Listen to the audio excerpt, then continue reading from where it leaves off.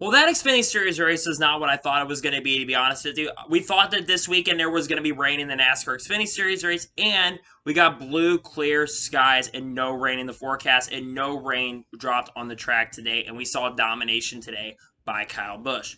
What's going on, guys? It's Daniel, and welcome back to our video. I just got done watching the Pit Boss 250 from Circuit Americas in the NASCAR Xfinity Series race, and I have to say, like I mentioned, we thought that we were going to see some rain this weekend for the Xfinity Series race, and we did not see any rain like the Truck Series race earlier today, and it wasn't as crazy as I thought it was going to be. Let's go ahead and just jump straight into the race results. So on the inside, you had Kyle Busch on the outside, and Ross Chastain was on the inside. Craziness would already start kicking off as Ross Chastain would basically have an issue. I think something broke on the car, if I'm not mistaken, and had something break on that car, and unfortunately this would take him out of contention in this race early in the running. He qualified very, very well in the 07, as Joe Graf Jr. did not race this weekend due to having a strained knee, if I'm not mistaken. It was announced earlier when he'd be replacing him, and Ross qualified that car very, very well, but Ross Chastain would fall out of contention due to strained knee. Joe Graf Jr. should be back next weekend to race at Charlotte Motor Speedway.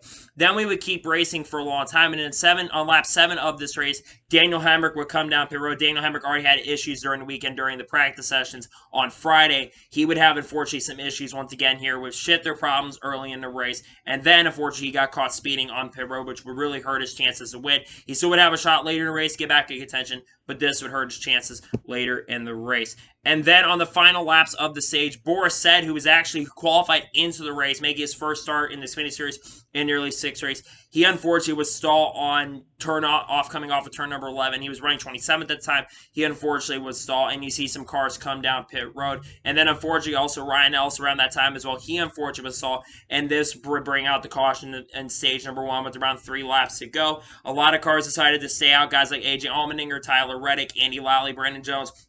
All those guys started to stay out. Tyler Reddick made a lot of sense for him. And Austin Dillon made sense for those guys because those guys were trying to get points and stage wins because those points can go back to the other points, especially since those guys qualified their way into the race. They were going to need as many stage points as they were. It would unfortunately, Justin Haley at the time would actually get a penalty for removing equipment out of the pit box, which would hurt his chances in the race as well. And then coming off the final corner of stage 1, because there was some craziness that happened at this time, actually on the last lap of stage 1, as a matter of fact, Noah Gragson actually spun coming into turn 15 in the final corners of the stage. Noah Gragson got sideways. Unfortunately, he would end up catching on fire because his engine let go and oil basically got broken in the car. And unfortunately, because of that, Noah Gragson would fall out of the race. But AJ Allmendinger would come off the final corner, and he would win stage 1 on strategy. Good call by AJ Allmendinger to stay out, especially since he wasn't the fast car. He had the second best car at the time at this point. But AJ Allmendinger would be falling to the back of the field. Then all the guys that stay out on that end of that caution came out pit road, and Kyle Busch would end up taking the race lead on the actually Justin Allgaier would actually end up taking the lead on his soon restart,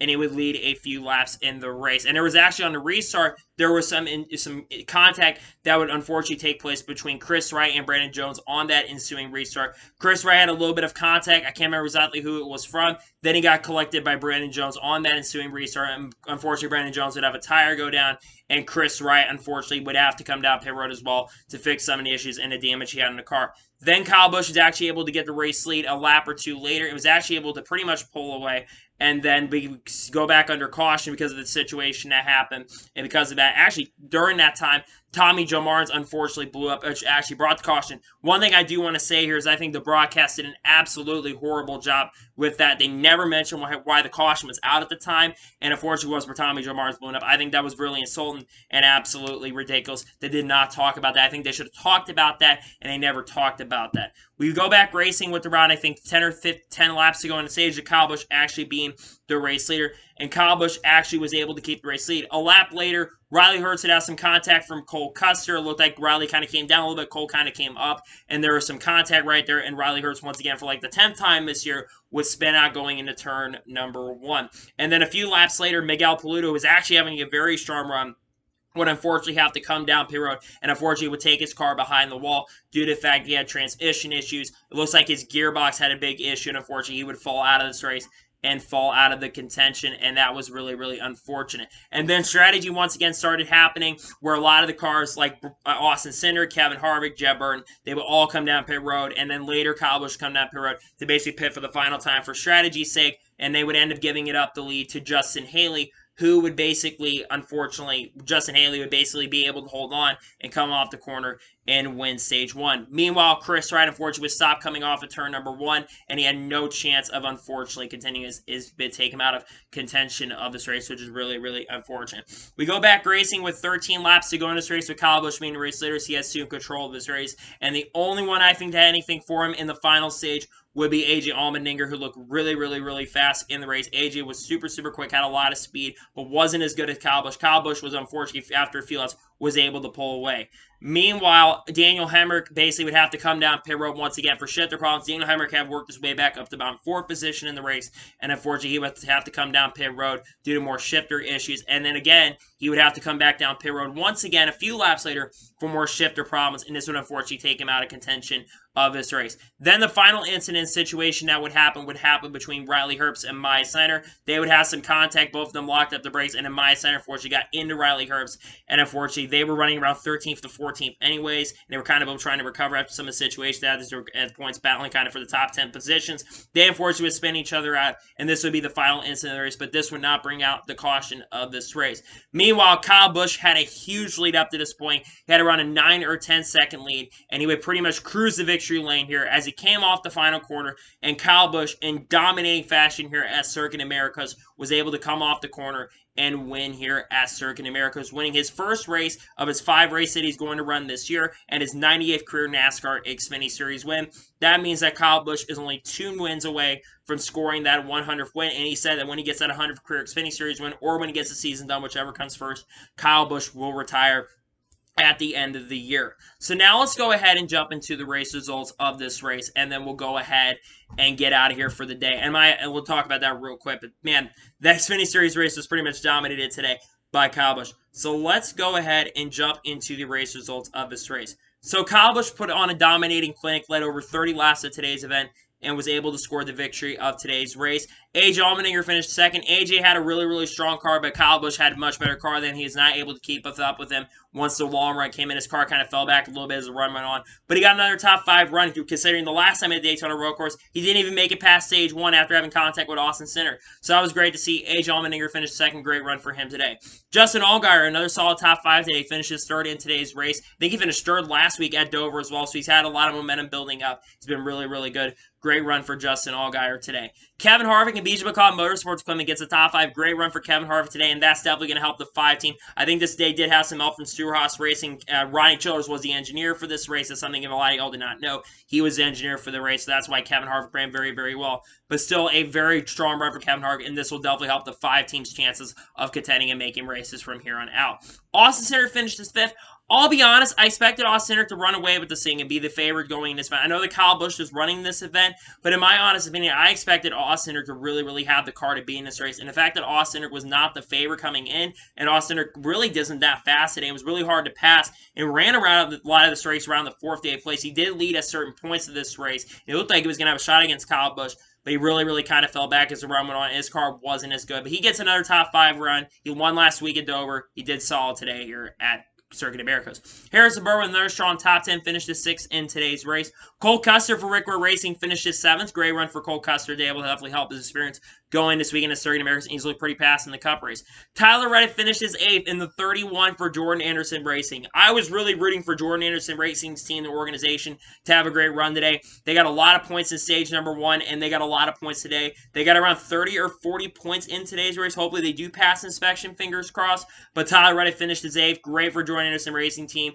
Another solid top 10 run. Tyler Reddick's really, really good. He gets the best out of equipment. Great run for Tyler Reddick today. Justin Haley finished his 9th. Jeb Burton gets a top 10, finishing 10th in today's race. Michael Annett finishes 11th in today's race. Brett Moffitt finishes 12th. Not a bad run for Brett Moffitt today. 13th place goes to Austin Dillon, and the Running Bassett organization saw a run for them. If they can qualify in as many races as possible, they will have a shot to make it in every single week. They finished 13th in the race. Not a bad run for Austin Dillon today. Preston Pardus finishes 14th. Solid top 15 run for Preston Pardus today. Finishing 15th today is the Big Machine Racing car of Jay Buford. Very solid and strong run for Jay Buford today. All things considered for Big Machine Racing. Riley Herbst finished his 16th. We got to talk about Riley Herbst once again. Riley Herbst finished his 16th. He gets beat by a Rick Ware Racing car and a BJ McLeod Motorsports car. That should tell you. The fact that he got beat by a Rick Ware Racing car and a BJ McLeod Motorsports car is ridiculous. Yes, it's SS Greenlight technically, but the fact that he finished 16th in a SHR car is ridiculous. He should be running farther up, considering Chase Briscoe won 9 races last year, and he has not won a single race this year. And he's been absolutely terrible this year. As his name is Terrible Herbst, and I don't like to go after drivers.